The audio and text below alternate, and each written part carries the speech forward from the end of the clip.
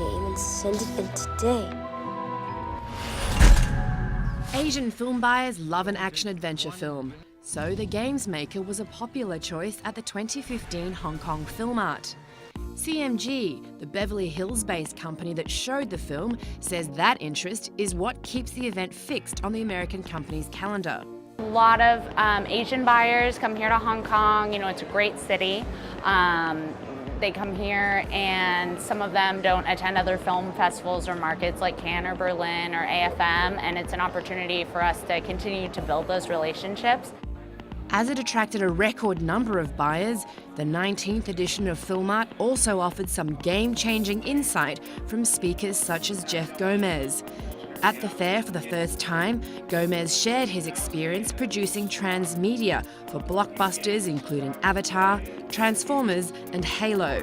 Transmedia storytelling is an evolution of the classic single medium model, okay?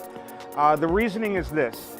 More money is being poured into motion pictures.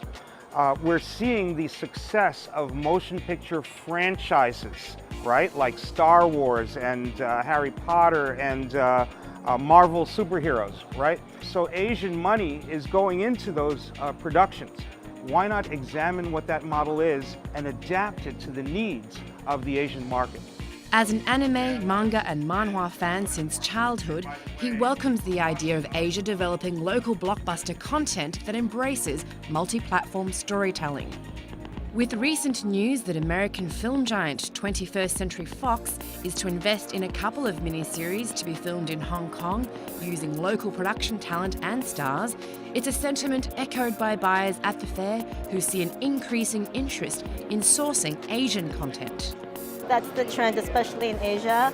I mean, US content is strong, but I think it would really help if they had some Asian cast or some sort of Asian influence.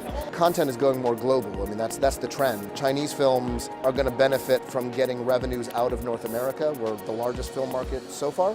But for growth, America's going to have to figure out how you work with Asia and most especially within China in order to be able to maximize the number of titles and the quality of titles they're going to put out in the future. 47 US exhibitors took part in this year's Filmart, including 26 members of the US Independent Film and TV Alliance. Their presence helped to advance the objective of the Pacific Bridge Initiative, a trade and export building pact forged between the US and Hong Kong in 2010. We don't have to tell our members that film art is important. They already know that. That is why they're here. The Asian market, the Asian area, is the second largest market for our member films, containing some of our top 10 territories, Japan, China, and Korea. And so the members come to do business with those territories, create relationships, and maintain relationships. Also, it's access to the coming markets of Thailand, Vietnam, and Indonesia, which are developing rapidly economically, and also in terms of the theatrical business. So our members want to be here. Hollywood-based Arclight and its subsidiary Eastern Light are Filmart veterans. They're behind the Chinese-Hong Kong-American co-production Snow Girl and the Dark Crystal, a 3D fantasy action-adventure released this year. Filmart has maintained its kind of premier status as an Asian market, but I see the increase in mainland participation because this is a market where you could reach all the mainland buyers, theatrical or new media, because essentially you're talking about China being like maybe becoming the most important market in the world. So you kind of want to have a platform where you can reach out to all the buyers. So Hong Kong is that actually that place.